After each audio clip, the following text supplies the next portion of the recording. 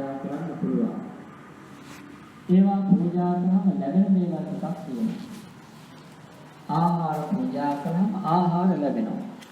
වස්ත්‍ර පූජා කරාම වස්ත්‍ර ලැබෙනවා. ඒක සසර ජීවිතේ සුගතිගාමීත්වයේ කරා යොමු කරන්නටයි ඒක හේතු වෙන්නේ. බුදුරජාණන් වහන්සේ කෙනෙක් ලෝකයේ පහළ වෙන්නේ කවුරුවත් දිව්‍ය ලෝකය යවන්න බ්‍රහ්ම ලෝකය යවන්න නෙවෙයි. ඒක නෙමෙයි මූලික අරමුණ මේ සංසාරයෙන් එතර කරන්න. ධර්මයේ අහනකොට අපිට ජීවිතේ යථාර්ථය වැටහෙනවා. සසර ජීවිතේ හිටියොත් තමයි සංසාරේ ඉපදුනොත් තමයි පින කියන එකක් ඕනේ වෙන්නේ. කුසලයේ කියන එකක් අවශ්‍ය වෙන්නේ සංසාරේ ඉපදුනොත්. ඒ ධර්මය ඇහුවහම අනිත්‍ය දුක්ඛ අනාත්මනේ මේ ත්‍රිලක්ෂණය පංචස්කන්ධය තුලින් අවබෝධ කරගෙන සසර දුකින් නිදහස් වෙන්න පුළුවන්. ඒ දාණය සෑම කාලයකම සිද්ධ කරන්න බෑ. බුද්ධ ශාසනයක් පවතින කාලයක් වෙන්නත් ඕනේ. අනිත් එක ධර්මයේ උනත් ප්‍රකෘති වූ ධර්මයේ යථාර්ථයක් වෙන්නත් ඕනේ. එයත් ඉතා දුර්ලභ කාරණාවක්.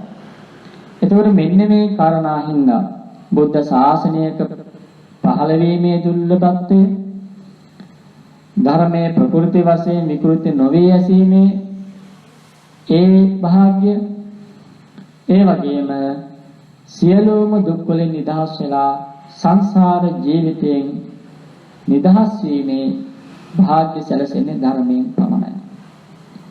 ඒ නිසා තමයි සියලු දුක් දුරු කරන්න හේතුවක් වන ධර්මය දානයක් විදිහට යම් කෙනෙක් පරිත්‍යාගයක් විදිහට යම් කෙනෙක්ට අසන්න සලස්සනවා නම් ඒක ධර්ම දානය උතුම්ම දානීය විදිහට භාග්‍යතුන් වහන්සේ පැහැදිලි කරේ. හොඳයි, අද අපි මාතෘකා කරගත්තේ අපේ ජීවිතයේ ඕනෑම තත්වයක ඉඳන් මේ නිවන් ප්‍රතිපදාව දක්වා පමුණවාගත හැකි ආකාරය පිළිබඳව දේශනා කරන්නා වූ ලස්සන සූත්‍රයක්. ඔය පිටුතුන් අහලා තියෙනව නේද? ආයන්නේ ඉඳන් යමක් යම් කෙනෙක්ට කියා දෙනවා කියලා. ඒ කියන්නේ මොකොත්ම බැරි කෙනෙක්ට මොළේ ධම්ම යම් දෙයක් කියා දෙනවා වගේ. ඕනෑම තත්ත්වයක ඉන්න කෙනෙකුට මේ දේශනාවට අනුව යම් කෙනෙක් ක්‍රියා කළොත් ඒ කෙනාගේ ජීවිතේ උතුම්ම වූ තත්ත්වයට පත් කරගන්න පුළුවන් විදිහේ සූත්‍ර දේශනාවක් තමයි අද අපි මාතෘකා කරගත්තේ. ඒ සූත්‍රයේ නම තමයි සල්ලේඛ සූත්‍රය. ඒ සල්ලේඛ කියන මේ වචනේ තේරුම කෙලෙස් කපා හැරීම. මොකද්ද? කෙලෙස් කපා හැරීම. මේ සූත්‍ර දේශනාවට අවතීර්ණ වෙන්න කලින් හිතේ යම් කොනක පරමාර්ථ වශයෙන් ගත්තොත් මේ කතාව වැරදි. නමුත් අපි සම්මුති වශයෙන් කියන්නම්කො හිතේ කොනක තියාගන්න සතර සම්‍යක් ප්‍රදාන. නූපං අකුසල් නූපදින්න, නූපං කුසල් උපදවන්න, උපන් අකුසල් දුරු කරන්න, උපන් කුසල් වර්ධනය කරන්න. ඒත් එක්කම තව එකක් මතක තියාගන්න. සතර ඉද්ධිපාද. ඡන්ද, චිත්ත, විරිය, විමර්ශ. ඡන්ද කියලා කියන්නේ බලවත් කැමැත්ත, චිත්ත කියලා කියන්නේ හිතේ නැමුණු භාවය, විරිය කියලා කියන්නේ වීරිය, ඒ වගේම විමර්ශා කියලා කියන්නේ අදාළ දේවල් පිළිබඳව පවතිනා වූ ධර්මයේ පිළිබඳව පවතිනා වූ විචක්ෂණශීලී බව, විමසීමේ ගුණය. දැන් මේ සල්ලේඛ සූත්‍ර දේශනාව බුදුරජාණන් වහන්සේ දේශනා කරන මූලික පසුබිම උනේ පින්වත්නි චුන්ද කියලා මහරහතන් වහන්සේ නමක් තමන් වහන්සේගේ ගෝල පිරිසත් එක්ක බුදුරජාණන් වහන්සේ හමු වෙන්න එනවා. මේ චුන්ද මහරහතන් වහන්සේ කියන 80 මහා ශ්‍රාවකයන් වහන්සේලා අතර ඉන්න සරියුත් මහරහතන් වහන්සේගේ පසුව ඉන්න සහෝදරයා, දෙවෙනි සහෝදරයා. ඒ චුන්ද මහරහතන් වහන්සේට ගෝල පිරිසක් හිටියා. උන්වහන්සේ තමන්ගේ ගෝල පිරිසත් එක්ක වැඩ වාසය කරනකොට තමන්ගේ ගෝල පිරිසට කමඨහන් දෙනවා. කමඨහන් දීලා ඒ කමඨහන් සුද්ධ කරනවා. කමඨහන් සුද්ධ කරනවා කියන්නේ දැන් මම නම් ආචාර්යවරයා, මගේ පිරිස නම් මගේ ගෝල පිරිස නම් ඉන්නේ. ඒ ගෝල පිරිස ඇවිල්ලා මගෙන් කමඨහනක් ඉල්ල ගන්නවා සුදුසු කර්මස්ථානයක් තමන්ගේ චරිතයට අනුකූලව, තමන්ට ගෝචර වෙන ආකාරයට. ඒ කමඨහන කියන විදිහට වර්ධනය කරනවා. කියන විදිහට වර්ධනය කරලා ඇවිල්ලා කමඨහනේ තමන් ඉන්න තැන තමන්ට දැනුණ දේවල් ගැන කියනවා. ඒ වගේ ඒ ගෝල පිරිසත් ඒ චුන්ද මහරහතන් වහන්සේ ළඟට ඇවිල්ලා තමන් වහන්සේලාගේ කමඨහන් පිළිබඳව, තමන්ගේ අධිගමයන් පිළිබඳව, තමන් වහන්සේලාගේ දියුණු නොදියුණු භාවයන් පිළිබඳව ප්‍රකාශ කරනවා. ප්‍රකාශ කරනකොට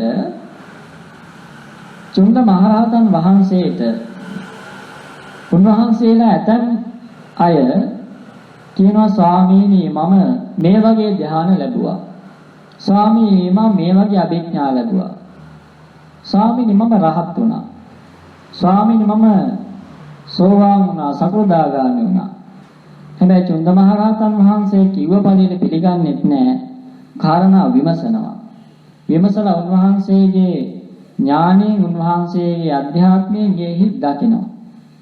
ඒතර සමහර තමන් වහන්සේගේ ගෝල පිරිස එහෙම කිව්වට ඇත්තටම රහත් නැහැ. උන්වහන්සේලා යම්කිසි විදිහේ හිතේ සමාධියක් ඇති වුනහම කෙලෙස් ධර්මයන් ඇති වෙන්නේ නැතිකොට උන්වහන්සේලාම අවංකවම උන්වහන්සේලාට දැනෙනවා අපි රහත් කියලා. හැබැයි උන්වහන්සේලා රහත් වෙලා නැහැ. උන්වහන්සේලා ඉන්නේ අදිමානී. අදිමානී කියන්නේ මොකක්ද කියලා අපි තේරුම් ගන්නත් ඕන. දැන් මානෙ කියලා කිව්වන් අපි හිතන්නේ උඩගකමනේ නේද? තමන්ගේ කුලය ගැන හෝ, ධනය ගැන හෝ, බලය ගැන හෝ, මොනවා හරි දෙයක් ගැන හෝ මානයක් ඇතිවීමනේ. අනිත් අය ගණන් ගන්න නැති දෙන්නේ. මෙතන මේ අදිමානය කියන එක එහෙම ආවට ගියාට ඇති වෙන එකක් නෙවෙයි. මේක ඇති වෙන්නේ සිල්වතුන් වහන්සේලාටමයි. මේක ඇති වෙන්නේ ගුණවතුන්ටමයි. මේ මාන්නේ ඇති වෙන්නේ සමත විදර්ශනා භාවනාව වඩන අයටමයි. ඒ කියන්නේ මෙහිමයි. හිතේ යම්කිසි ආකාරයකින් මේ පින්වතුන් දන්නවා යම්කිසි ආකාරයකින් බණක් ඇහුවහම හිතේ තියෙන ගොඩාක් ප්‍රශ්න අමතක වෙලා බණ අහන වෙලාවට ඒ බණට හිත යොමු කරන් ඉන්නකොට අපේ හිතේ පින්වත්ටි කෙලෙස් යම්කිසි මට්ටමකට යටපත් වෙනවානේ නේද? යටපත් වෙනවානේ. ඒක එතනින් එහාට ගිහිල්ලා මොකක් හරි කර්මස්ථානයක් අරගෙන භාවනාවක් වැඩුවහම ඒ යටපත් වුණ කෙලෙස් ධර්මයන් ටික කලක් යනකම් එන්නේ නැති වෙන තත්ත්වයකටපත් වෙනවනේ. හරි. මෙතන අර ස්වාමින් වහන්සේලාටත් සිද්ධ වෙලා තියෙන්නේ උන්වහන්සේලා සමත භාවනා, විදර්ශනා භාවනා කරනවා. ඒ සමත විදර්ශනා භාවනා කරනකොට උන්වහන්සේලාගේ කෙලෙස් ධර්මයන් යටපත් වෙනවා. ඒ යටපත් වෙන්නේ විස්කම්බන වශයෙන්. විස්කම්බන කියන වචනේ තේරුම බොහෝ කාලයකට එන්නේ නැතිව කෙලෙස් ධර්මයන් යටපත් වීම. තදංග කියලා කියන්නේ తాවකාලිකව යටපත් වෙනවා. දැන් හරියට දානයක් දෙනකොට ඔය පින්වතුන්ගේ හිතේ ලෝභ, ද්වේෂ, මෝහ මේවා යටපත් වෙනවා తాවකාලිකව. අලෝභ, ද්වේෂ, මෝහ ඉස්මතු වෙනවා. ඒක තදංගයි. හැබැයි ඒක ආයිත්මට එන්න පුළුවන්. විස්කම්බන කියලා කියන්නේ එහෙම නෙවෙයි.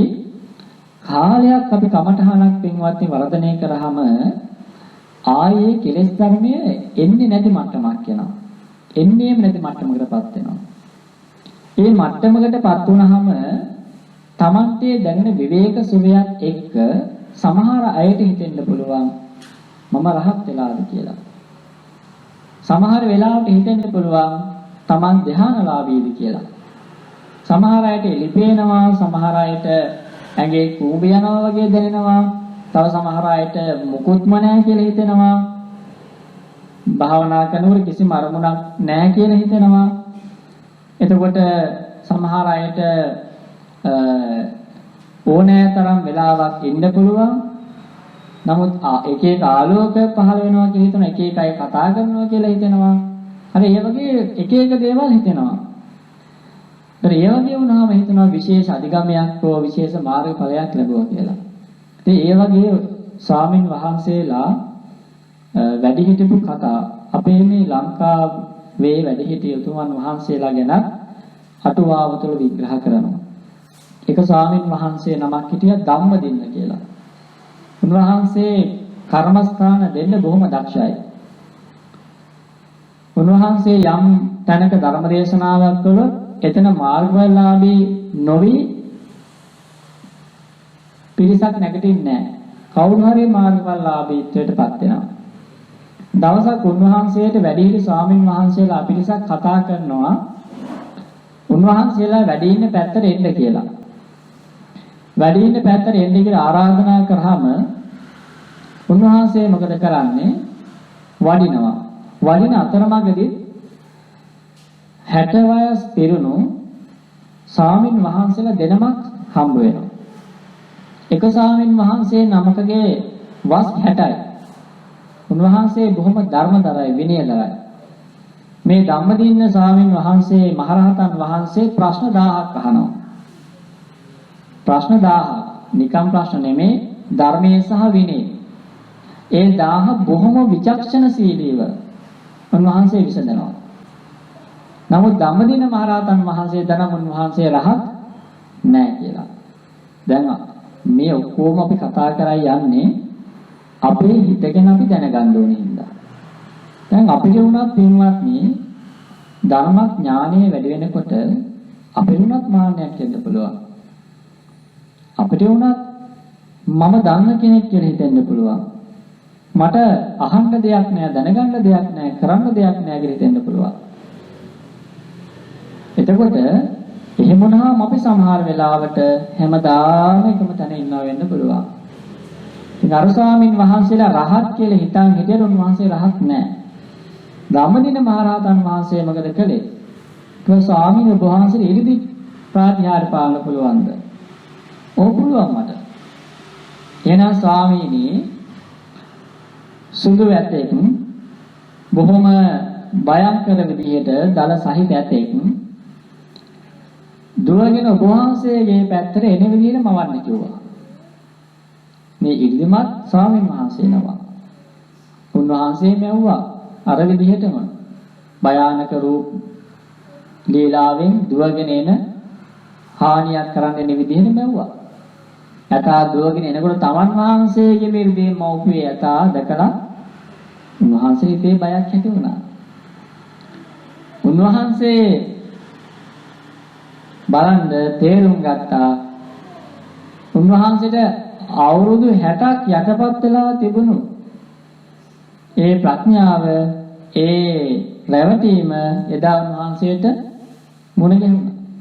උන්වහන්සේ වෙලා නුකුටකින් වැඩ ඉඳලා කිව්වා අනේ ධම්මදින්න රහතන් වහන්සේ මට අනුකම්පා කරන්න. මේ ධම්මදින්න මහරහතන් වහන්සේ බාලයි වස් වලින්. නමුත් උන්වහන්සේ කෙන්දි වන්දනා කළා මාව බේරගන්න. උන්වහන්සේ මෛත්‍රී භාවනාව වඩලා එතනින් විදර්ශනාවට හැරෙන විදිය උන්වහන්සේ දන්නවා. ටික වෙලාවක් ගින් උන්වහන්සේ රහත් වුණා. යනකොට තව ස්වාමීන් වහන්සේ නමක් හිට ඒ වගේම උන්වහන්සේ තිතගෙන උන්වහන්සේ රහත් කියලා. උන්වහන්සේගෙන් මෙහෙම කාරණා විමසලා උන්වහන්සේට කියන ස්වාමී උපවහන්සේලා තිරදි ප්‍රාඥාර පාන්න පුළුවන්ද? ඕමට පුළුවන්. එහෙනම් ස්වාමීනි ලස්සන නිලුම් විලක් මවන්න කිව්වා. ලස්සන නිලුම් විලක් මැව්වා. ඒගොල්ලෝ ස්වාමීනි නෙළුම් මල් මවන්න කිව්වා. ලොකු නෙළුම් මල්කුම් මවන්න කිව්වා. ඒකත් නෙවුවා. ඒ නෙළුම් මල උඩ නටන ලස්සන ස්ත්‍රියක් මවන්න කිව්වා. ඒකත් නෙවුවා. දැන් උන්වහන්සේ කිව්වා ටිකක් ඔය ස්ත්‍රිය දිහා බලන් ඉන්න කිව්වා. බලන් හිටියාම උන්වහන්සේට යටපත් වෙලා තිබුණු රාගය ඉස්මතු වෙන්න ගත්තා. ඒ වෙලාවෙම ගියෝගෙන ගිහිල්ලා වන්දනා කළා උකොටකින් වැඩ ඉඳගෙන කිව්වානේ මට පිහිට වෙන්න. උන්වහන්සේට අසුභ භාවනාව දුන්නා. ඇයි අර ස්වාමීන් වහන්සේට මෛත්‍රී භාවනාවත් මේ ස්වාමීන් වහන්සේට අසුභයක් දුන්නේ. අන්න ඒකම තේරුම් ගන්න ඕනේ. අර ස්වාමීන් වහන්සේ ස්වභාවයෙන්ම දේශ චරිතයක්. අර ස්වාමීන් වහන්සේ ස්වභාවයෙන්ම රාග චරිතයක්. ඒක මතු පිටට පේන්නේ නැහැ. ඒක අනුසය වශයෙන් පවතින දෙයක්. එතකොට එහෙනම් අපිට තේරුම් ගන්න දෙයක් තියෙනවා. අපි වුණත් කමඨහනක් වඩනකොට පින්වත්නි මේක හොඳට මතක තියාගන්න. තමන්ට ගැළපෙන කමඨහන තමන් උපරිමයෙන් තෝරා ගන්න උත්සාහවන්ත වෙන්න. ඒ ගැළපෙන කමඨහන තමන් තෝරාගෙන ඒක ආචාරවලේ හරහා වෙන්න පුළුවන් නැත්නම් තමන්ට තමන් වැඩිපුර හඳුනා ගන්න පුළුවන්. එහෙම හඳුනාගෙන කමඨහන තෝරගන්න. හැබැයි ඒක කමඨහනකට සීමා වෙන්නත් එපා. ඇයි එහෙම කියන්නේ හේතුව දැන් අපිට හිතෙනවනේ සමහර වෙලාවට අපිට වඩන කමඨහන අපිට හිතනවා ඒක හොඳයි කියලා මගේ කමඨහන ඒක කියලා. එතෙන්ට සීමා වෙන්නත් එපා. අඩුම තරමේ කමඨහන් 10ක්වත් පුරුදු කරන්න පුරුදු වෙන්න. 10ක්වත්. ඇයි දන්නවද එහෙම කියන්නේ හේතුව? එක අවස්ථාවකදී එක ස්වාමීන් වහන්සේ නමක් හිතාගෙන හිටියේ මෛත්‍රී කමඨහන තමයි උන්වහන්සේගේ මූල කමඨහන උන්වහන්සේට යෝග්‍ය කියලා. උන්වහන්සේ මෛත්‍රී කමඨහන වර්ධනය කරගෙන ගිය ඇත්තටම හොතර මෛත්‍රිය වැඩෙනවා. හැබැයි උන්වහන්සේ දවස් 5ක් විතර භාවනා වැඩසටහනකට ගිහිල්ලා ඒ කමඨහන් ලබා දෙන යෝගාවචරයන් වහන්සේ මාරුවෙන් මාරුවට කමඨහන් ලබා දෙනවා.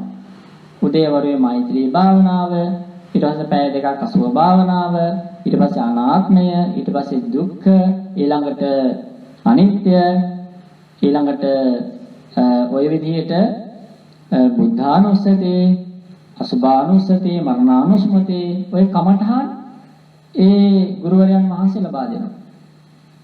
ආනාපාන සතිය උන්වහන්සේට තේරිලා තියෙනවා කමඨහන් වඩාගෙන යනකොට අනාත්ම සංඥාවේදී මෛත්‍රී කමඨහනට වඩා තමන්ට පහසුවක් දැනෙනවා හොඳින් වඩන්න පුළුවන් අනාත්ම සංඥාව කියලා. අනිත් එක මෙන්න මෙහෙම දේකුත් තියෙනවා මෙතන භාවනා කරන පින්වුතුන් ඇති කියලා ඉන්නවා.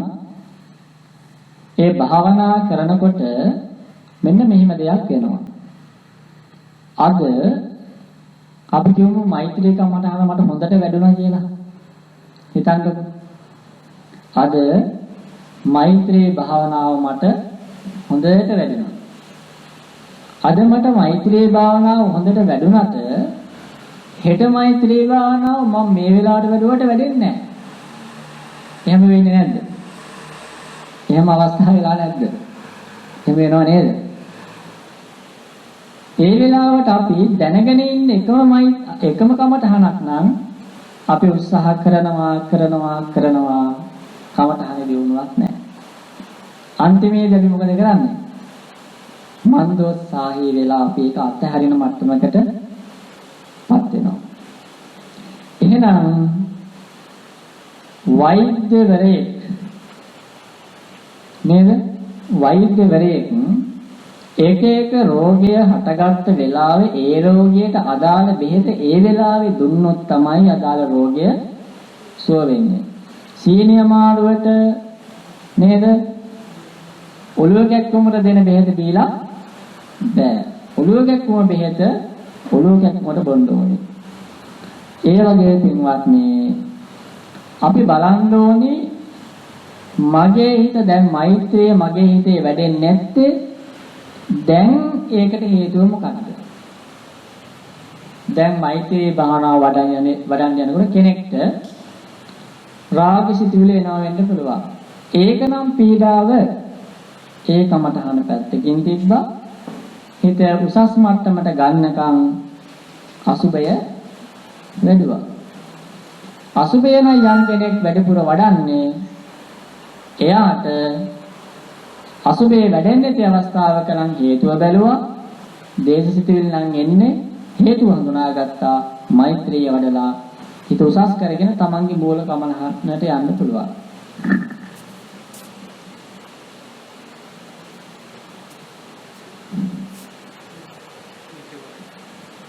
මූල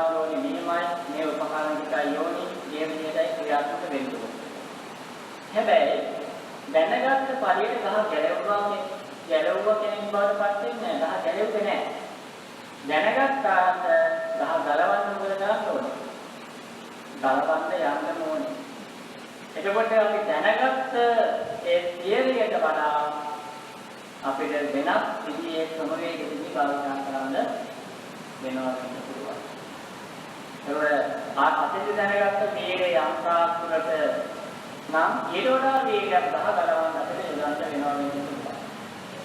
ඒකට ඒ වගේ මේවා දැනගත්ත පදයෙන් ඒවා සිහියට ආපු පමණින් දුරු වෙන්නේ නැහැ. ඒ දේවල් දුරු කරන්න නම් මහණෙනි මේ ක්‍රමවේදයේ භාවිතා කරන්න ඕනේ බුදුරජාණන් වහන්සේ කියනවා. එතෙන්දී ප්‍රථම ධ්‍යාන, ဒုတိ ධ්‍යාන, තෘතිය ධ්‍යාන, චතුර්ථ ධ්‍යාන මේ ආකාසානං ආයතන, විඥානං ආයතන ආදී වශයෙන් මේ අර්ථ සමාපatti බුදුරජාණන් වහන්සේ පැහැදිලි කරනවා මහණෙනි අර්ථ සමාපatti සල්ලේක ප්‍රතිපදාව නෙවෙයි. අර්ථ සමාපatti කියන්නේ සල්ලේක ප්‍රතිපදාව නෙවෙයි. මේ අර්ථ සමාපatti කියන්නේ සල්ලේක ප්‍රතිපදාව උපකාර ගන්න පුළුවන් බව.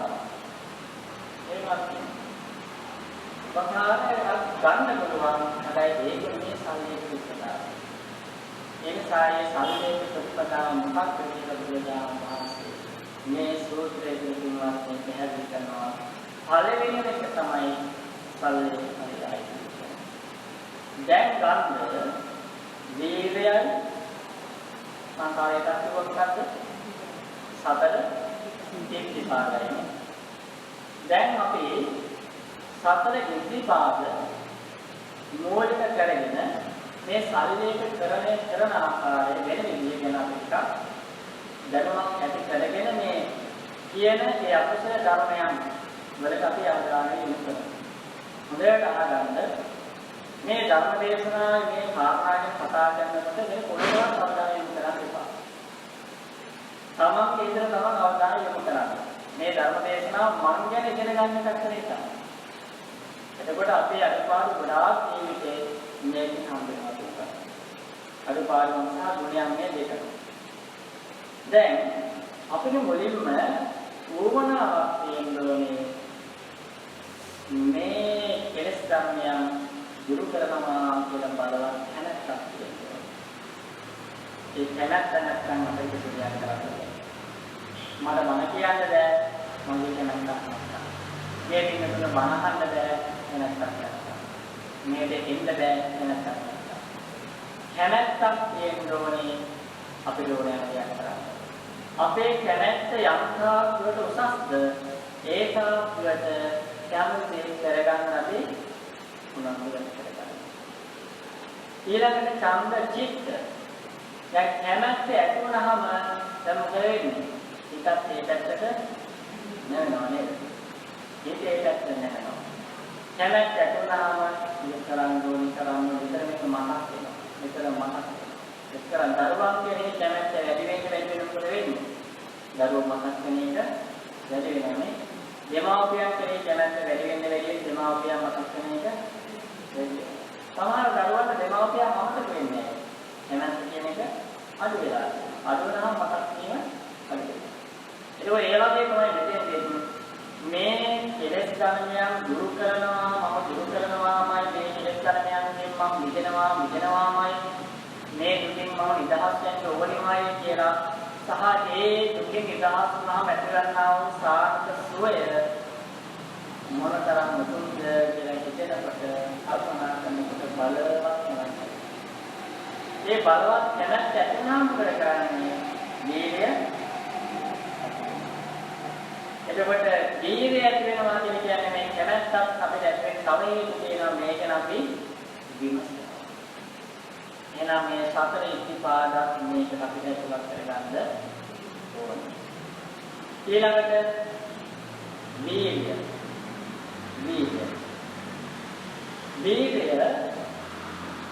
සත්‍ය බෝධිපාක්ෂික ධර්මවල හැම තැනම කතා වෙනවා. සතර සම්‍යක්පදා, සත්‍ය දුක්ඛය, ඊළඟට පංච බල, පංච විරිය ඔය ආදී වශයෙන් ආරක්ෂාංග මාර්ගයේ හැමතැනම කතා වෙනවා. මේ ඇයි වීර්යය ඉන්න හැමතැනම කතා වෙන්නේ? වීර්යය ඒකම වීර්යය නේද? වචනයම ඇයි මේ හැමතැනම කතා වෙන්නේ? ඔව්. දැන් බෝධිපාක්ෂික ධර්ම ගත්තොත් ඒ 37 හත සම්පූර්ණවත් නේ. නිවන් අවබෝධ වෙන්නේ. ඒකට ඇයි ඉතින් වීර්ය කියලා එක වචනයක් විතරක් එක තැනකට දාලා ඉතින් 37න් අඩු කරන්න පුළුවන් තව 4ක් විතර. ඊතරස්ස හැල්ලුනේ නේද? 37ක් නේ. ඒ දෙයක් අඩුව එකක් විතරක් දැම්මම නම් ඇති. හරි. ඒකව තමයි අදාළ තැනදී ඒ වීර්යයෙන් කරන මට්ටම. ඒ හරියට මේ වගේ. පොන්චි ධර්මයක බෝලයක් අරගෙන උදර සිත් කරන්න පුළුවන් ප්‍රමාණය. හරිද? ඒක කරන්න පොන්චි ධර්මවල ප්‍රමාණයට අනුව. හැබැයි ඒ ප්‍රමාණය සමානවත් වෙන්නේ නැහැ. වැඩි හිටියෙක් බෝලයක් සිත් කරන්න තරම් ශක්තියක් හා සමාන වෙන්නේ නැහැ. ඒ වගේ අපිට පිරුණාත්මය පංච ඉන්ද්‍රියන් වලදී ඉන්ද්‍රිය පංච ඉන්ද්‍රියන් අස්කන්නාසයේ කියන්නේ නෙමෙයි. එතන තියෙන්නේ සති, විරිය, ඒ වගේම ශ්‍රද්ධා, සුද්ධ, සමාධි ප්‍රඥා. මේ ටික තියෙන්නේ. එතකොට ඒ ඉන්ද්‍රියකේ විරිය ඉන්ද්‍රියට වඩා විරියක් තියෙන මොකද? විරිය බලයක් නැහැ. එතකොට වීර්ය ඉන්ද්‍රිය විරිය තියෙන මට්ටම නැත්නම් බලයට යන්න බෑ. දැන් අපිට ඉනිමගක් නගින්නද පිටවල පරිසර තිබෙන්නේ නැත්නම්. ඒ වගේ අදාළ කරන ඒ අදාළ කරන නැත්නම් ඊළඟ පියවරට යන්න. චේතනාකරණීය සූත්‍රයේ එකක් තියෙනවා. සිංහලෙන් කියව බලන්න මතක තියාගෙන ඒක පුරාම දේශනා කරනවා. දැන් සත්‍ය කුද්ධිලේ නෙමෙයි නිවන් දකින්නේ. අනිත්‍යය දුකයාමයි. මේවන්නේ නැහැ. එහෙනම් කවුද කොහොමද සමාපatti ලබන්නේ? කොහොමද කියලා ඉදිරි වෙන්නේ? ඉදිරි වෙන්නේ අදාළ ධර්මයට යොමු වුණාම ඒකෙන් සුදුසුකමක් විදිහට තවත් ධර්මයකට සම්පූර්ණ ධර්මයකින් තව ධර්මයකට සම්පූර්ණයක් තමයි. ඒකේ වීර්යය කියන එකක් පින්වත් නම් අපිට තියෙන මොකක් සඳහාද? නෝපං අසාර මුපදීන දැන් මෙතන කාරණා කියන යනකොට තෙන්ගලුන්ට වටහා ගන්න පුළුවන් මේ තාම සමාජ නෝපදින අකුසල් මෙතන තියෙනවද නැද්ද? උපන් අකුසල් දුරු කරගන්න ඕනේ. ඒ උපන් අකුසල් දුරු කරගන්න නම් මේ තෙන්ගලුන්ට කියාගෙන තේරෙන්නේ මොනවද මාර්ගාව වෙන අකුසල්. උපන් නෝපං කුසල් කියාගෙන තේරෙන්නේ උපන් කුසල් මොනවාද වර්ධනය කරගත්තේ කියලා මේ පිටුපිට පැහැදිලි දෙන්නේ ප්‍රකාශ කරනවා. එහෙනම් මේ දේශනාවට කලින් දැඩි වීර්යයක් කරගන්න උත්සාහයක් කරගන්න මම මේ වීර්ය පිළිබඳව කුසලයේ වර්ධනය කරන්න උත්සාහවත් වෙනවා. දැන් පළවෙනිම ක්‍රමවේදය තමයි සල්ලේක පරියාය කියන්නේ. සල්ලේක පරියාය කියන්නේ පින්වත් එලෙස කපා හැරීමේ ක්‍රියාවලිය. ඒ සඳහා පළවෙනිම පියවර බුදුරජාණන් වහන්සේ පැහැදිලි කරනවා. ඉතින් දැඩි අධිෂ්ඨානයක් අරගන්න ඕනේ කියලා. ඉතින් දැඩි අධිෂ්ඨානයක් ගන්න ඕනේ. මොකද මේ අකුසලයන් දුරු කරගන්න ලේසි වෙන්නේ නැහැ. මේවට කියනවා අපි ඇත්තහැරීම කියන පුළුවන්. ජීවිතයේ ඇත්තහැරීම කියන පුළුවන්. සමහර ඒවා නිතර කරන දේවල් වෙන්න පුළුවන්. දැන් අකුසල් කෙරෙනවද කරනවද? අකුසල් කරනවද කෙරෙනවද? කරනවා. කුසල් කෙරෙනවද කරනවද? ඒ කෙරෙනවද කියන එකේ අර්ථ දෙකක් තියෙනවා. හරි. කෙරෙනවා කියලා කියන්නේ ඒක අපේ ඇඟේ කැලලක් වෙලා තියෙනවා. නේද? වැඩිපුර යමක් කරනවා කියන්නේ ඒක අපේ ඇඟේ කැලලක් වගේ. එහෙනම් අපි ඒක නිතරම කරලා තියෙනවා. ඒ සමහර අය උදාහරණයක් කියනවා දැන් මధుරම උදාහරණයක් ගන්නවා. සමහර කෙනෙක් මధుරම මරන්නේ මැරෙනවා. මැරෙනවා කියන්නේ වැඩි හරියක් මරලා තියෙනවා. එහෙනම් මරනම දැන් අද පියට යනවා. එතකොට කරනවා කියන්නේ ඒකට යම් වීර්යයක්, චිත්ත ශක්තියක් අවශ්‍යයි. කුසලයේදී අර බොහෝ අයම වෙන්නේ මොකද්ද? කුසල් කරන්න ඕන කෙරෙන්නේ නැහැ. හැබැයි කුසල් කරන්නේ මත්තමකට පත් කරගන්න බැයිද? ඒක නෙමෙයි. යතේ ස්වභාවයක් තියෙනවා. කාලයක් අපි යමක් ඇසුරු කරාද ඇසුරු කරපු දේ නැවත නැවත ඕනි වෙනවා. කාලයක් අපි ඇසුරු නොකරාද ඒක අපිට ඕනේ නැතිම වෙනවා.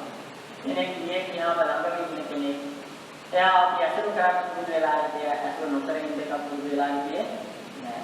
ළඟම ඉන්න කෙනෙක් මේ කියනවා ගියාම අපි අඬනවා විශ්කෙනවා. මාසයක් යනවා. එයා ඇසුරු නොකර ඉන්න පුරුදු වෙනවා.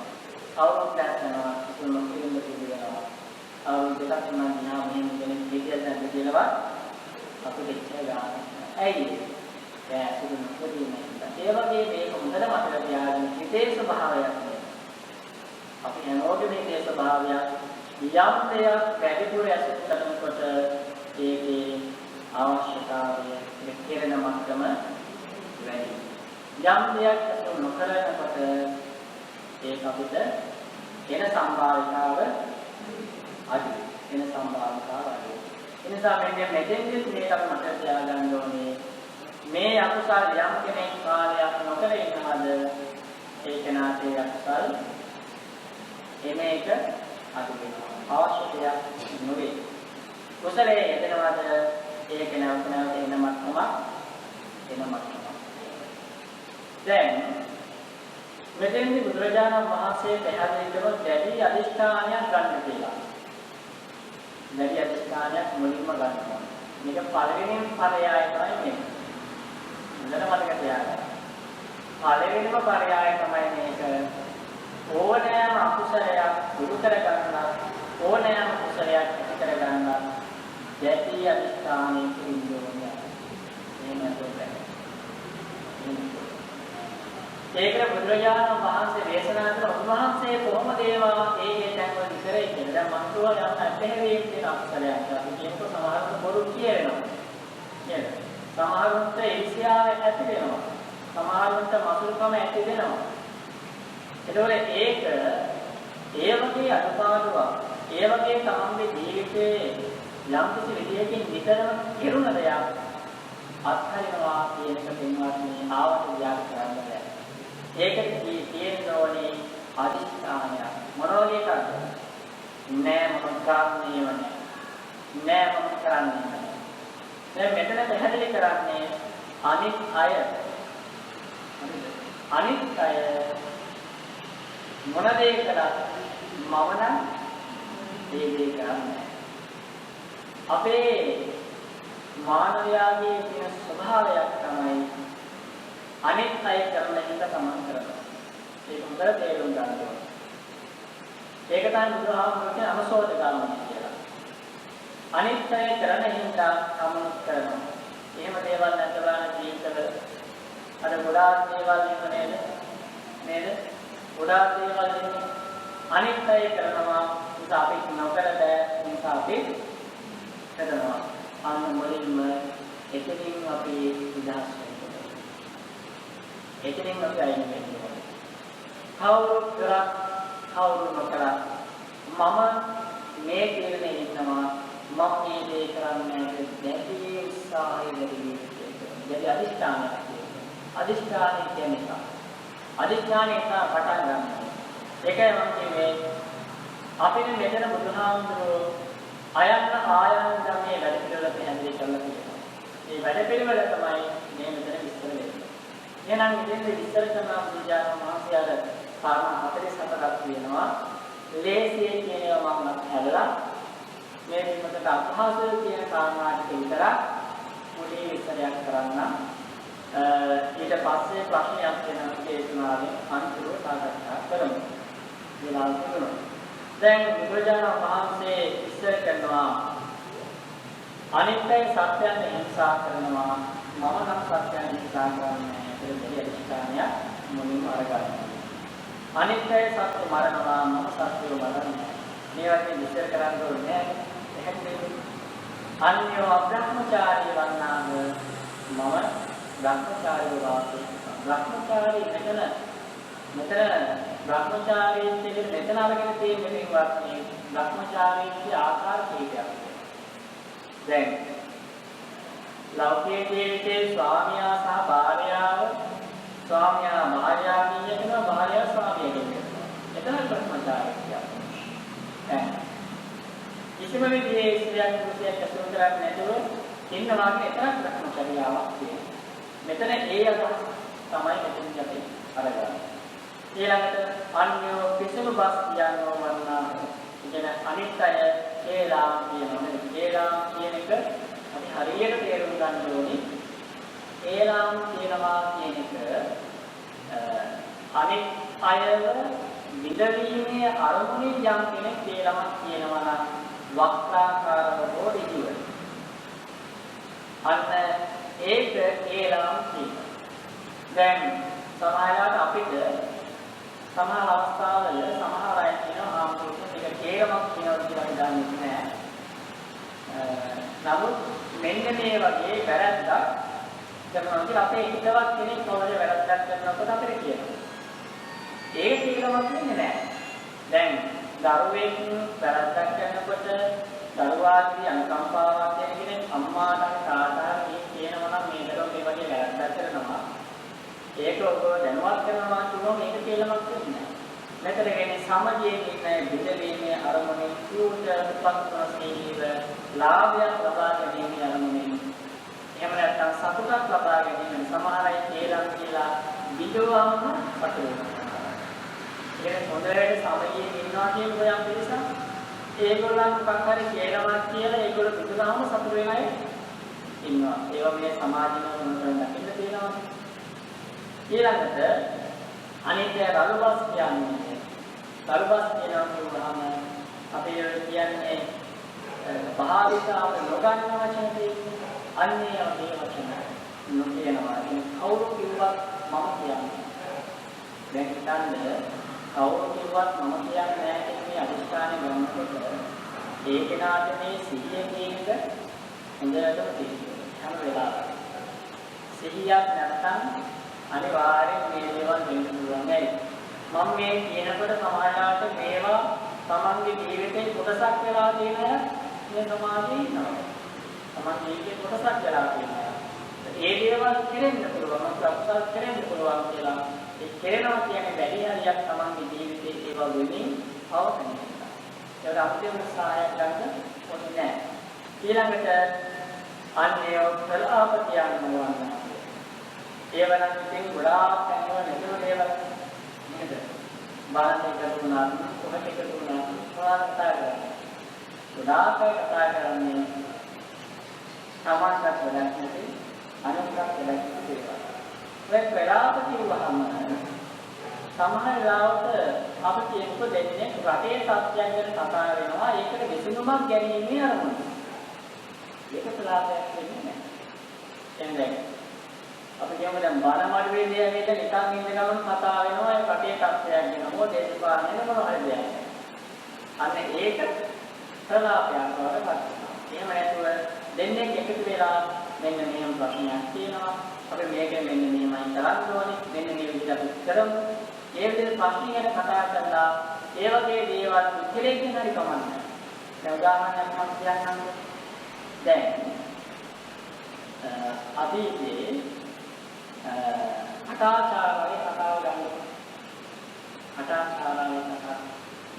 එතකොට ඒ පටාචාරාවේ කතාව ගත්තහම වැඩකාරයෙක් එක්ක අටාචාරාව දෙමාපියන්ට වලින් අධකාරයෙන් කියනවා පැනලා ගියාගෙන කියන්නේ. එතකොට සම්මුතියකින් තමයි ඒගොල්ලෝ වලින් ගියා. ඕක බාහමඩුවේදී කතා කරාම ඒක ප්‍රලාපයක් විදිහට කරනවා සම්පප්පලාපයක් විදිහට කරනවා නෑ ඒකෙන් මේ කතාවේ ඒක එහෙම තිබ්බට අපේ මේ කතාව තුලින් දෙන්න පුළුවන් ආදර්ශය ඇති කරගෙන ඒකදී තාක්ෂණයේ කෙලවරගෙන ඉඳලා ඒක සම්ප්‍රප්පලාපයක් වෙන්න ඒක බල කතාවක් දැන් ඔය පින්තුන් දාන්න මේ ළඟ ගෙදරේ කොයි වගේ දෙයක් වෙනවා ඕක වෙන වෙනතර කතා කරලා තිබුණේ. ඇයි එතන ප්‍රලාපයක් විදිහට ඒක උනේ? ඇයි ඒක උනේ? ඒක උනේ ඒකින් වෙන ප්‍රයෝජනේ සහ නිෂ්ප්‍රයෝජනය වැඩක ඇතිභාවය සහ වැඩක නැතිභාවය එතන එහෙම කාරණාවක් තියෙනවා. එතකොට වැඩි හරියක් බලනකොට මේ මිනිස්සයා ගොඩාක්ම අවු කර ගන්නවා කියලා. මිනිස්සු වැඩි හරියක්ම කැමති කතා කරනවා. වැඩි හරියක් කතා කරන කැමති නිසා වැඩි හරියක් අවු කරනවා.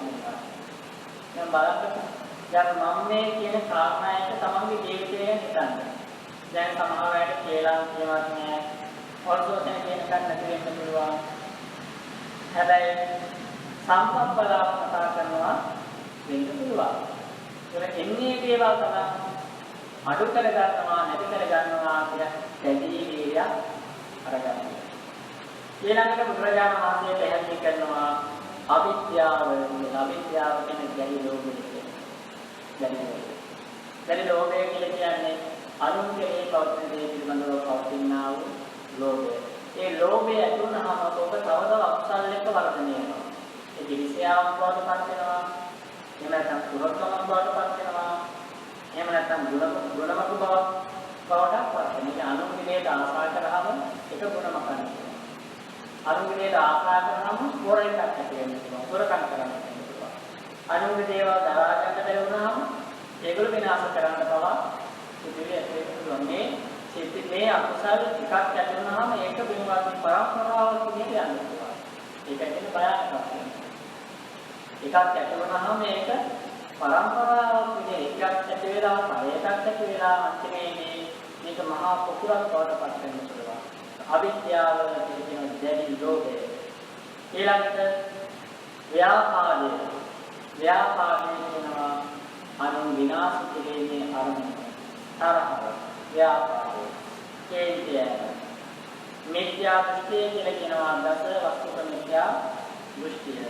කර්මයේ කර්මඵලය අදහන්නේ ඒ වගේ කාරණා. ඊළඟට මිත්‍යා වචන, මිත්‍යා කර්මාන්ත. ඒ කියන්නේ ප්‍රාණඝාත, අදත්තාදාන, කාමීත්‍යාචාර. මේවා මිත්‍යා කර්මාන්ත. ඊළඟට මිත්‍යා ව්‍යායාම කියලා කියනවා. ඒ කියන්නේ වැරදි උත්සාහයක් කියනවා සමහරවිට. ඒ කියන්නේ මුල් නිලමුදල් හම්බකරන විතරක් නෙවෙයි. යම් කෙනෙක් බොරුවක් කිය යම් කෙනෙක් රවට්ටන්න හදනවා නම් එතනත් මොකද තියෙන්නේ? මිත්‍යා ව්‍යායාම.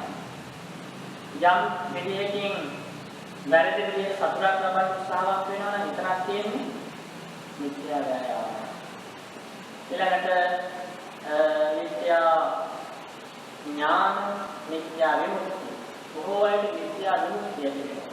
මිත්‍යා විමුක්තිය කියන්නේ මේ ධ්‍යානයක් හරි මොකක් හරි දෙයක් ලැබුවම එතන තමයි මාගේ විමුක්තිය තියෙන්නේ කියලා කියනවා.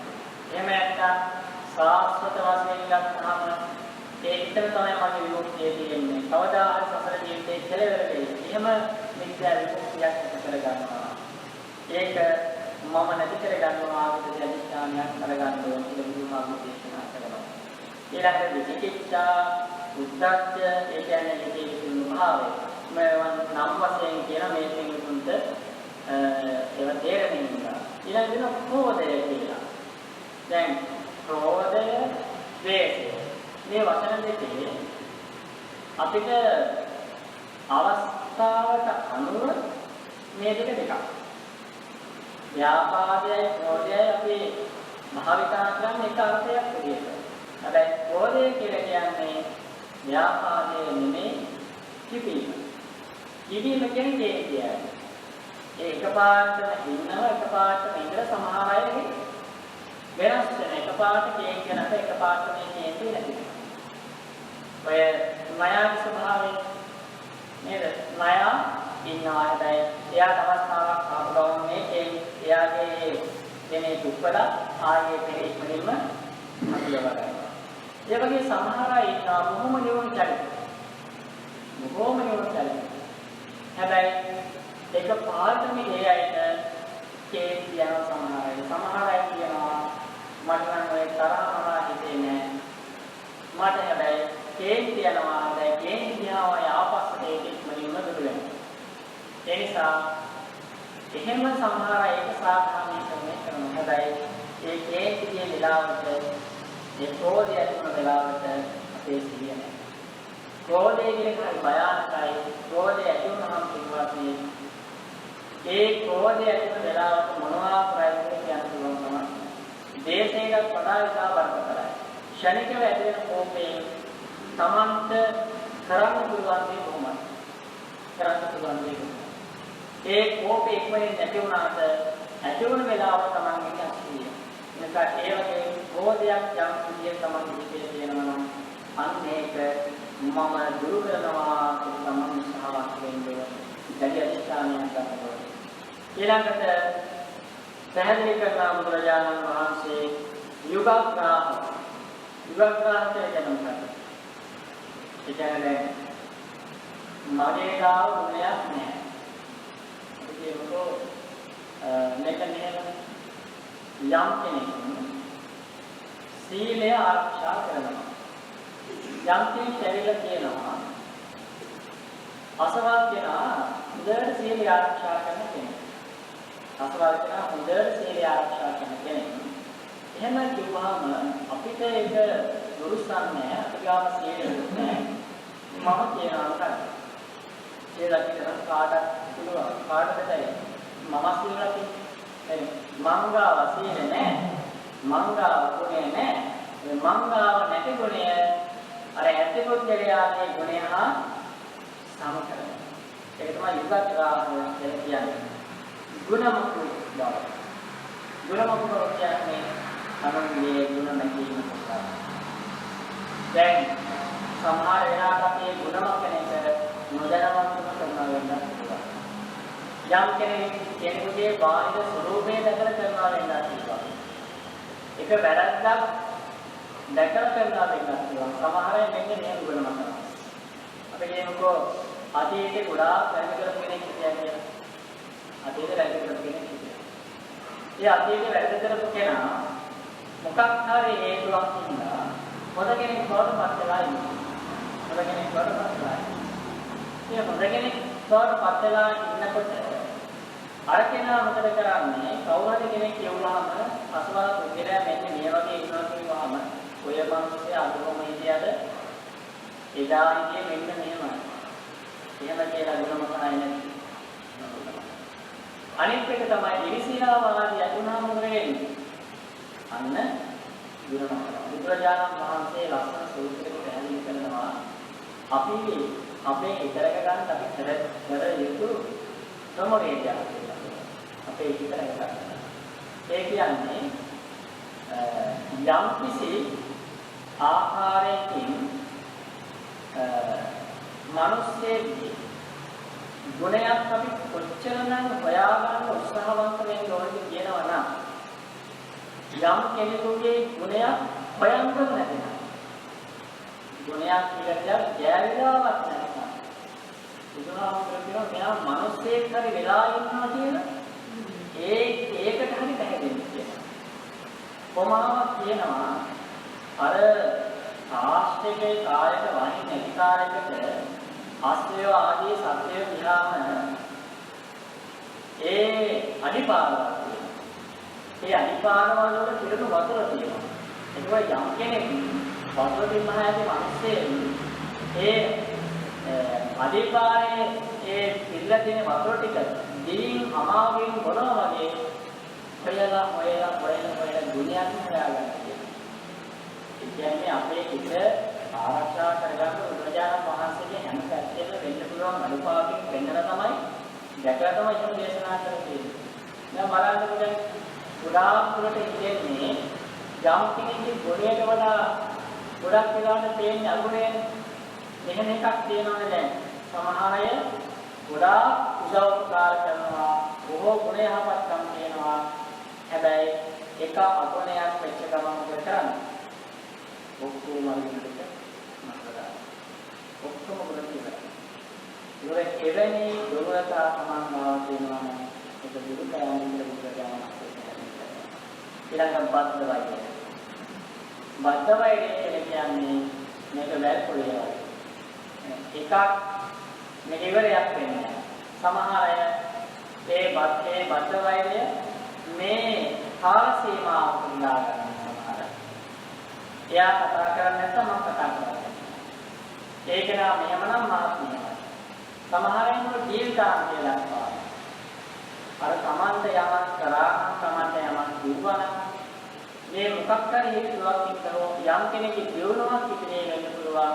ඒ දියුණුවේ ඉතිරියට වෙලා වෙන්න පුළුවන්. තමන්ට බද්ධ වෙන්න පුළුවන්. මම මරණකම් ඔය මිනිස්සුන්ට වෛර කරනවා කියන ඒ වෛරයේ කල්ප ගාන බුදුරජාණන් වහන්සේ එක්ක බැඳගෙන ආවේ කවුද? දේවදත්ත මහත්මයා. දැන් දේවදත්ත මහත්මයා එදා දැඩි අධිෂ්ඨානයක් ගත්තා. මම ඔබට හැම කාලෙම වෛර කරනවා කියලා. බලන්නේ වචනේ ප්‍රකාශ කරේ නැත්නම් උන්වහන්සේට අද මේ තත්ත්වය උදා වෙන්නේ නැහැ.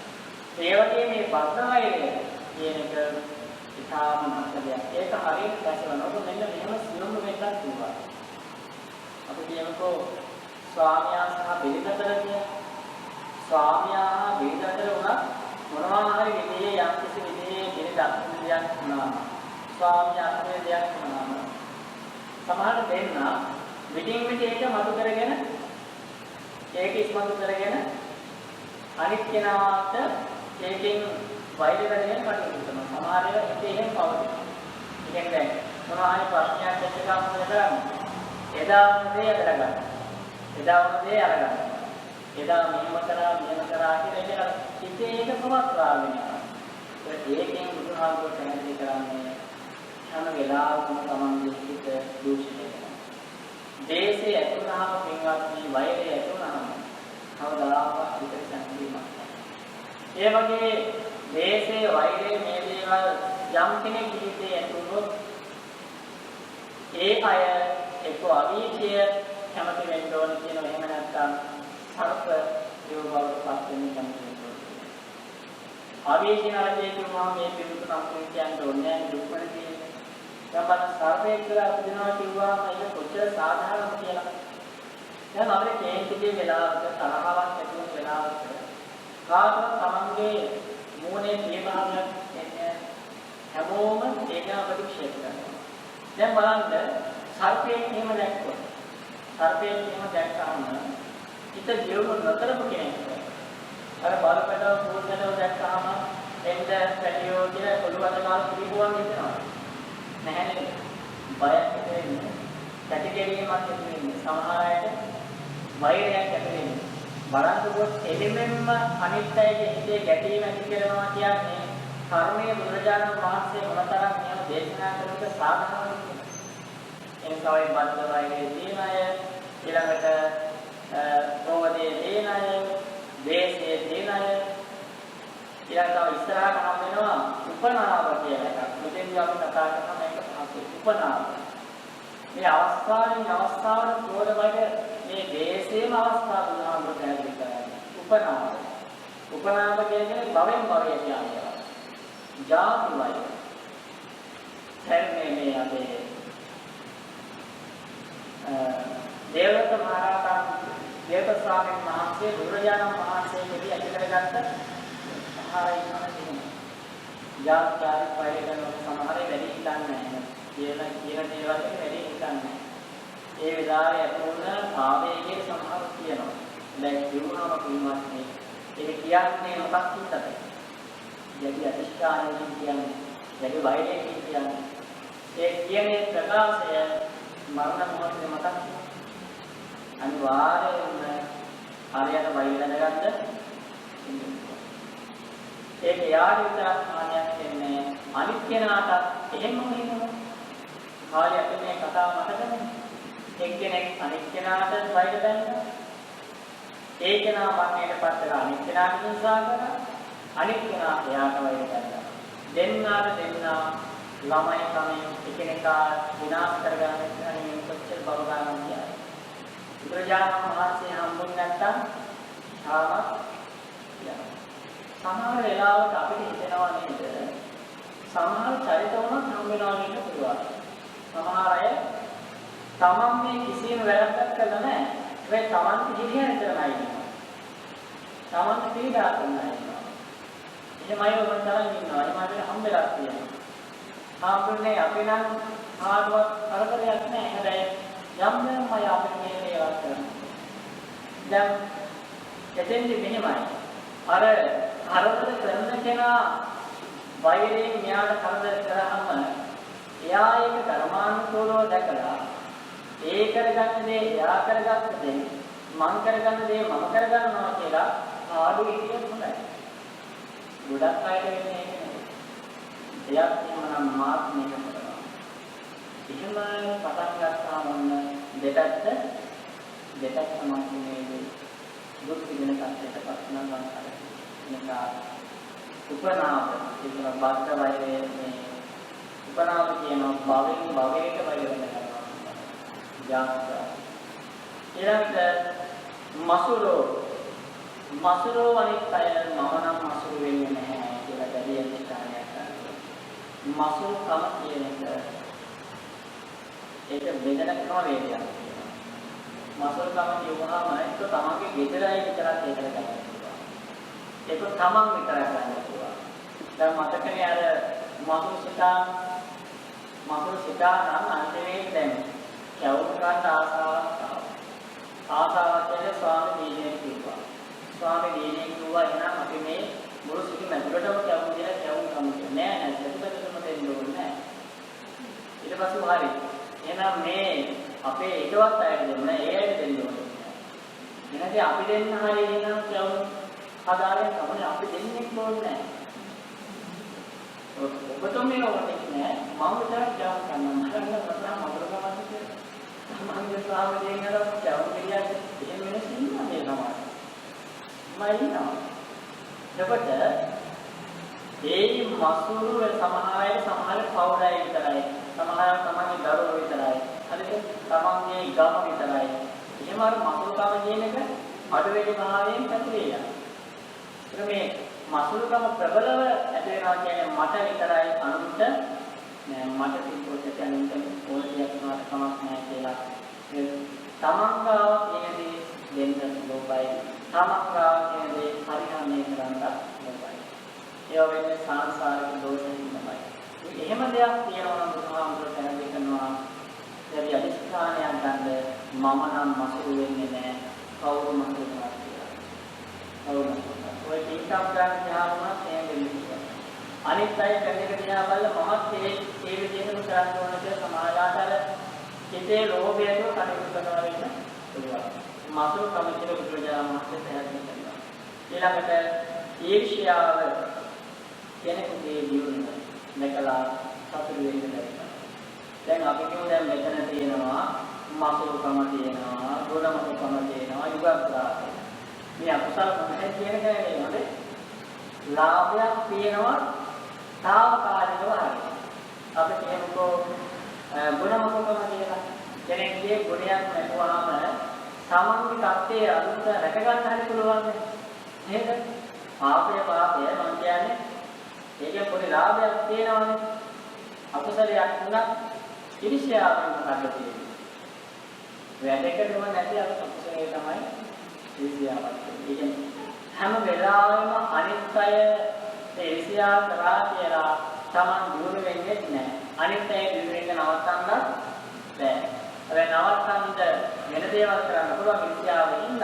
මේ ඉරිෂ්‍යාව විතරක් කරගෙන ඉතියොත් හැමදාම දුකින් තමයි ජීවිතේ. ඒ වගේ තියෙනවා නම් අකුසල දුනා මුලින්ම දුරු කරන්න ඕනෙක තමයි දෙවියන් නැති කරගන්න. ඊළඟට අයරාග අපටිකම මායා කියන නැතිගුණ වෙන්වීම ඇතිගුණ ඇති අගුණ වැසීම අද දවස් කියලා කියනවා තමන්ම කියන දේ හරි. දැන් උදසක් ගන්නකොට දැන් ස්වාමී හිතුවොත් මම කියන දේම තමයි හරියන්නේ. එතනින් යාම දෙයක් නැහැ. ඒක ස්වාමී කියන්නේ හිතුවොත් මම කියන දේම තමයි හරි. එතනින් යාට ජවාබ් තමයි අනිත් අය කියන්නේ මට අදාළ නැහැ. එහෙම කියොත් මම වගේ දෙයක්. පෞල් ජීවිතේ අසාරයි. විශ්ව මහන්සියලා යන්නේ අපිට තිබුණා. මම කියන දේමයි හරි. දැන් කවුරුත් කියන්නේ මම හරි මහන්නේ කියලා.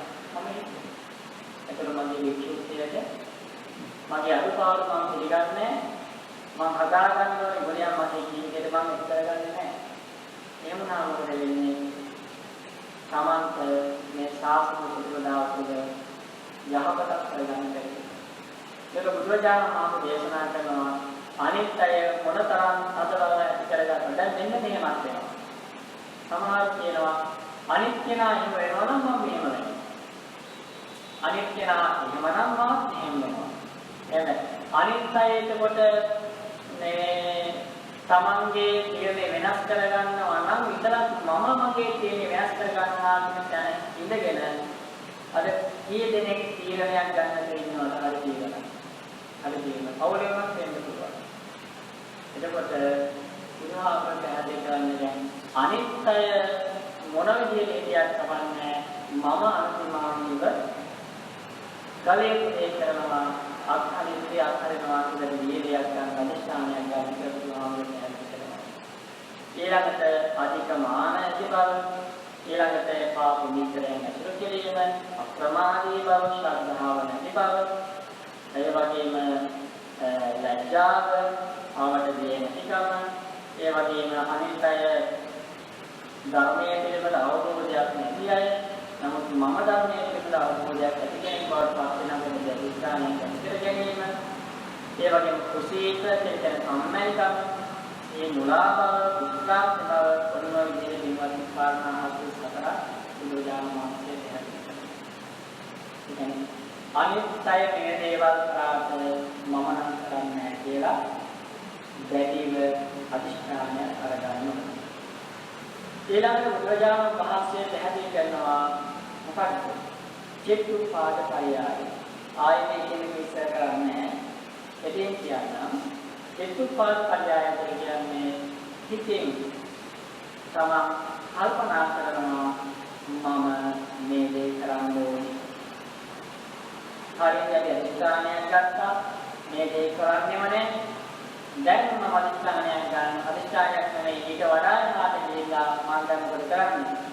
උසාව සිතක් ඇති කරගන්න ඕනේ. අකුසලයේ මම දුරු කරන්න ඕනේ. ඒ හිතින් යාමිතරම කරනවා. හිතින් විතරම කරනවා. බුදුහාමුදුරේ දේශනා කරනවා මහණෙනි. මේ කුසල ධර්මයේ සිතින් සිටීමෙන්ම මහත් කුසලයක් සිද්ධ වෙනවා. කයින් වචනයෙන් කිරීම ගැන අවබෝධය කෙනෙකුට හිතේම මහා කුසලයක් කියන ඊළඟට උපරිභාව පරියාය පරික්‍රමණ පරියාය පරික්‍රමණ පරියාය කියන්නේ දැන් මෙයා අර වැරදි පැත්ත ගැන ඒකෙන් විදෙන්නත් උදේ කරන්න ඉතින් විතරම හිතුවා ඊළඟට දැන් මෙයා මොකද කරන්නේ යහපත් පැත්තට අවතීන වෙන්න ගුණ අගුණ වල ඇති විපාක ගැන දැන් ප්‍රාණඝාත කරොත් මොකද වෙන්නේ? සංසාර දුක් විඳිනවා. මාසුකමෙන් දුක් විඳිනවා. බද්ධවයනේ යුගග්‍රහයේ ඊර්ෂ්‍යාවෙන් ඕනේ මේවා තමන්ගේ ජීවිතයේ තිබ්බොත් තමන්ට දුක් විඳිනවා. එතකොට වැරදි පාරක අරතුරු සහිත පාරක තමන්ට යන්න දෙනවා නම් තමයි යනවා නම් ඒකේ විපාක දැකලා ඊට වඩා අපපාරක් තියෙනවා නම් අඩපාඩු දුක් තමන්ට නරක අත්දැකීම් වලදෙන සුන්දර මාර්ගයක් තියෙනවා නම් බුද්ධිමත් කෙනා මොකද කරන්නේ? ඒ සුන්දර වූ මාර්ගයට අපිරිනවා. ඒ කියන්නේ මම මේ වැරදි අකුසලෙන් වළකිනවා ඒක ප්‍රතිවිරුද්ධ වූ කුසලය කියන්නේ ඊර්ෂ්‍යා කරන්නේ අනුන්ගේ යහපතේදී සතුටු වෙනවා. ඊළඟට බාධාවය ඇති කරගන්න නැහැ. මෛත්‍රිය ඇති කරගන්න. ඉපෙන්නේ නැහැ. මම විමසනවා. ඊළඟ ගුණම කන්නේ අනිත්‍ය ගුණයන් මම හැමතැනම ප්‍රකාශ කරනවා. අනුගේ ගුණ දකිනවා. මාන ඇති කරගන්න අන්තිමානිත්‍ය ඇති කරගන්න. මේ වගේ ප්‍රතිවිරුද්ධ කුසල ධර්මය වඩන්න තමන් අවතීන වෙනවා. ඒක ඇති සුන්දරත්වය කල්පනා කරනවා. ඊළඟට උපරිභාව පරියාය කියන්නේ කුසලයේම වර්ධනය කරගෙන යන අවස්ථාව. දැන් අදිෂ්ඨානයක් හිතින් ගත්තා, මනසින් කල්පනා කළා, දැන් මේකේ විපාක මෙනෙහි කරා. දැන් එතකොට මොකද වෙන්නේ? ඡන්දය කියන එක එක මොන පැත්තට දෙන්නේ? කුසලය කියනවා. විපාක හිතනකොට අකුසලයෙන් මිදෙන්න ඕනේ කියලා ඡන්දයක් ඇති වෙනවා. ආනිසංස කුසලයේ යෙදෙනකොට හිතනකොට කුසලයේ යෙදෙන්න ඕනේ ඡන්දය ඇති වෙනවා. ඡන්දය ඇති වෙනකොට මොකද වෙන්නේ? වීර්ය ඇති වෙනවා. වීර්ය ඇති වෙනකොට මොකද වෙන්නේ? එතන මේ පැත්තට නැමෙනවා. නැමුණාම අපේ දේ කරන්න උවමනාව සොයන්න ගවේෂණය කරන්න අපිට අවස්ථාවක් තියෙනවා. ඊළඟට කුසලයේම තමන්ගේ කුසල්කත්ව පින්වත් වර්ධනය කරනකොට තමන්ට ඒ දේ අන්තිමේදී කියන මට්ටමකට පත් වෙනවා. සමහර ගුණයන් මෙතන තියෙනවා ඒවා මේ කෙනෙකුගේ ජීවිතවල තියෙනම දේවල් වෙන්න පුළුවන්. කෙරෙන දේවල් වෙන්න පුළුවන්. අන්නේ කෙරෙන දේවල් බුදුරජාණන් වහන්සේ කුසලයන් කෙරෙන මට්ටමකට පත් කරගන්න මොදේ ගන්න මෙතන පැහැදිලි කරේ. දැන් ඊළඟට පරිනිබ්බාන පරියාය මේ අකුසල ධර්මයන් විදර්ශනා ඥානයන් ඇති කරගෙන සෝවාන් සකෘදාගාමී අනාගාමී අරහත් කියන මෙන්න මේ මාර්ගඵල අවබෝධය දක්වාම සදාන්ත සහ විස්කම්බන වශයෙන් තමයි අපිට යනපත් වෙන්නේ. විදර්ශනා මාර්ගයේ යුක්තව යම් කෙනෙක් මේ ඥානයන් ඇති කරගෙන මේ කුසල ධර්මයන් දුරු කරන්න කටයුතු කරනවාද අන්න ඒ කෙනාට යම් සිද්ධියේ මාර්ගඵල අවස්ථාවක් ලැබුණ ගමන් මේ අකුසලයන් සමුච්ඡේද වශයෙන් ප්‍රහාණයට පත් වෙනවා. පරිනිබ්බාන පරියාය කියන්නේ. එතෙක් මේ අකුසල අරුව ඇත තියෙන නිමිත්තුරු වගේ සතරම් මහලක් වගේ දැන් මේකෙන් වතුන දේශය ඇති වෙන්නේ නැහැ. ඉරිසිය ඇති වෙන්නේ නැහැ. ගුණමකක් ඇති වෙන්නේ නැහැ. මොකුත් ඇති වෙන්නේ නැහැ. හැබැයි හිතේ අර අකුසල් ඇතිවීමේ ස්වභාවය තියෙනකොට වැස්ස වහිනකොට අතරේ සත්‍ය අපිට ඇහෙනවා. එතකොට වැස්ස වහිනවා කියන්නේ හේතුව ඇති කල්ලි අපිට රාගය ඇති වෙන්න පුළුවන්. අනුසේ වශයෙන් පවතිනවා. හේතුව ඇති කල්ලි අනුසේ වශයෙන් පවතිනවා දේශය ඇති වෙන්න පුළුවන්. ඊර්ෂ්‍යා ඇති වෙන්න පුළුවන්. මාන ඇති වෙන්න පුළුවන්. දුර්මත්කම ඇති වෙන්න පුළුවන්. විරක්තය ඇති වෙන්න පුළුවන්. මිත්‍යා ඥාන ඇති වෙන්න පුළුවන්. මිත්‍යා විමුක්තිය ඇති වෙන්න පුළුවන්.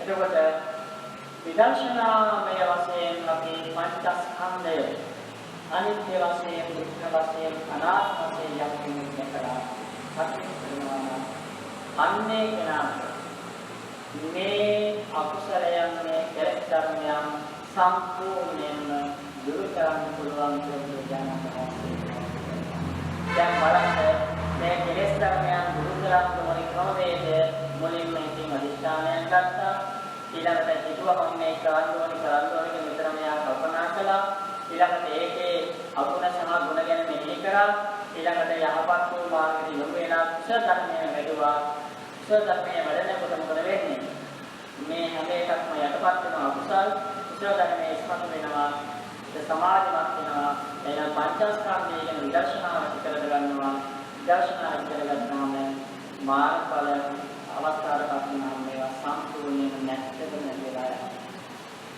ඒ ක්‍රමවේදය බුදුරජාණන් වහන්සේ මේ සල්ලේක සූත්‍රයේ විදිහට කියනවා.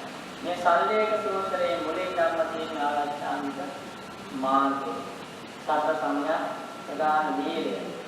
ඒ වගේම පංච බල, පංච ඉන්ද්‍රිය, සප්ත බොජ්ජංග. මේ ධර්ම ටික තමයි කියනවා මේ ඉහා අපි බලුවම අපිට තේරෙන්නේ. එතකොට මේ සල්ලේක සූත්‍රයේ අන්තිමට දේශනා කරන බුදුරජාණන් වහන්සේ මේක මහා සාගරයේ ගැඹුරුයි කියලා. මේක නොගැලපවන්න බැරි ධර්ම කාරණාවක් නෑ පිටකේ මේ ක්‍රමවේදය. හැම ධර්ම කාරණාවකම ගලපගෙන සමාන්ගේ විමුක්තිය ඇති කරගන්න මේ තුන මාර්ගයේ බුදුරජාණන් වහන්සේ හැදෙන්න තියෙනවා. ඒ නිසා ප්‍රායෝගිකව ඕනෑම කෙනෙකුට මේක වඩන්න පුළුවන්. මේ ගුණ තුන ජීවිතය ඇති කරගන්න කල්ප නුවණ ඇති කරගන්න සිහිය ඇති කරගන්න වීර්යය ඇති කරගන්න නුවණ කියන්නේ මම මේ කියන්නේ අකුසල ලිස්ට් එකක් තියෙනවා කුසල ලිස්ට් එකක් තියෙනවා ඒක ගැන දැනීම ඇති කරගන්න නුවණ ඒකේ විපාක දැනගන්න ආංශාස දැනගන්න ඒක නුවණ ඊළඟට නුවණ ඇති වුණාට බෑ සිහිය කියන එක හැමතැනම අපිට තියෙනවා සිහිය නැත්නම් මොකද මේ ගොඩාක් අකුසල් හයින් ක්‍රමේව නෙමෙයි මෙතන තියෙන්නේ මොකක්ද? ඉතින් නැති වෙන දේවල් ඊර්ෂ්‍යාවෙන් නැති වෙන බැයිද? කෙනෙක්ගේ රූපයක් දැක්කාම අනේ මට ඒ රූපය නෑ කියලා තමයි ඊර්ෂ්‍යාවෙන් නැති බැයිද? ඉතින් පුළුවන්. මේ ගොඩාක් දේවල් තියෙනවා. කොහොමද තියෙනවා? යුගග්‍රහයනම් අනිත් අයත් එක්ක ප්‍රකාශ කිරීමක් ඒක අවිද්‍යාව, මිත්‍යාවිද්‍ය, මිත්‍යා ඥානය ඔක්කොම තියෙනවා. එහෙනම් අපි මොකද්ද කරන්න ඕනේ? හැම වෙලාවකම සිහියෙන් ඉන්න ඕනේ. ප්‍රහාණ සංඥාවෙන් ඉන්න ඕනේ. ප්‍රහාණ සංඥාවෙන් ඉන්න ඕනේ. මේ අපසා දුරු කරන්න ඕනේ කියන මේ සංඥා ඇති කරගෙන ඉන්න ඕනේ. ඒක හැම වෙලාවම මතක තියෙන්න ඕනේ. මතක තියාගෙන අර නුවණින් දැක්ක දේ අවස්ථාව ආවම මම හරින්න ඕනේ. නුවණ තිබ්බත් සිහිය තිබ්බත් දියරට. සමහර වැරදි කරනවා සමහර අය නුවණක් තියෙනවා සිහියක් තියෙනවා.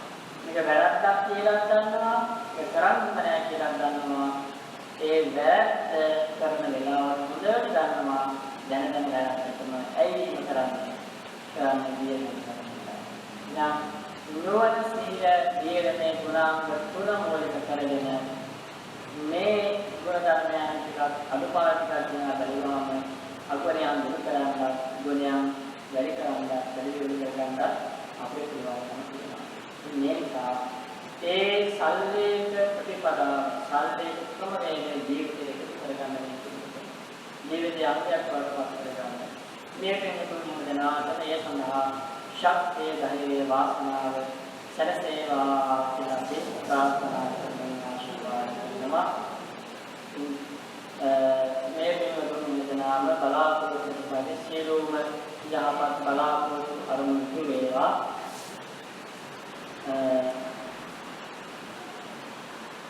විශේෂයෙන්ම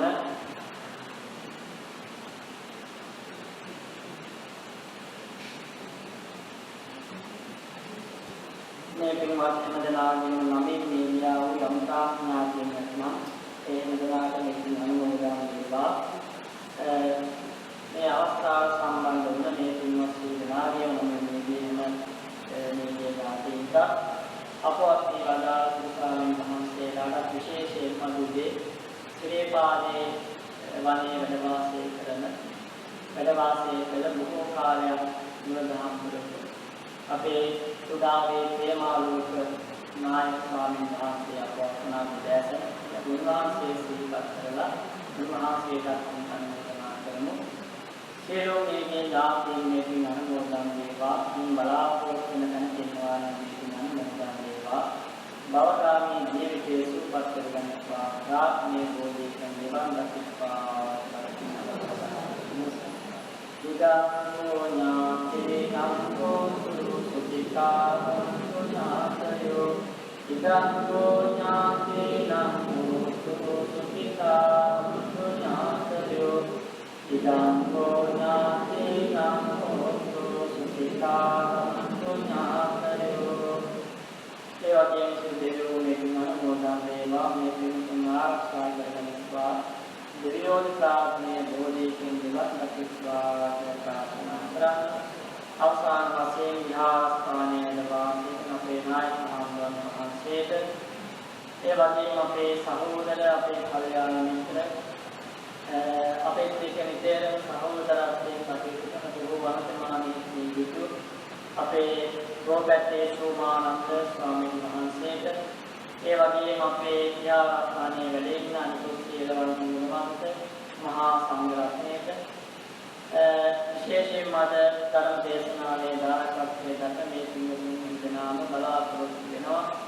අද උපන්දිනයේ තිබෙන වසන්ත රූපසිංහ මෑණියන්ට විදුත්භාවයේ නිරෝගී භාවයේ ප්‍රතිදීපේ ප්‍රාර්ථනා කරනවා. මේ මෑණියන්ට උපන්දින වේවා, සුවඳ පුදා වේවා. ඒ වගේම ධර්මාවබෝධයෙන් දැනගෙන මේ වාසනාව වේවා. දැන් අපේ ප්‍රත්‍යයෙන් පසුවන උපේසී බාලමුගේ ඉදිරිපිටින් ධ්‍යාන මහසේ නිදුක් වේවා, නිරෝගී වේවා, දිගාත් සම්පත්තිය දිවිනේ කරසේවා. පුණ්‍ය ධර්මාවබෝධයෙන් ඉස්සම මේ සිල් කුසල් ධ්‍යානකට උපනිෂ්ඨේ වේවා. ඉස්සේ සමරනායක මහත්මයාගේ ජීවත් සිටින ආදරණීය මව්පියන්ට පියාට නිරෝගී භාවය විරාති සම්පත්‍ය කුණු ධර්මාමෝධය ලබා ගන්නට මේ සියලු කාරණේ වාසනා වේවා. ඒ වගේම පදින් දින 7කට පෙර රෝගාතුරණීය විජිතා බාලසූරි මහත්මියට ඒ කුලියට මේ නම නුඹන් වේවා.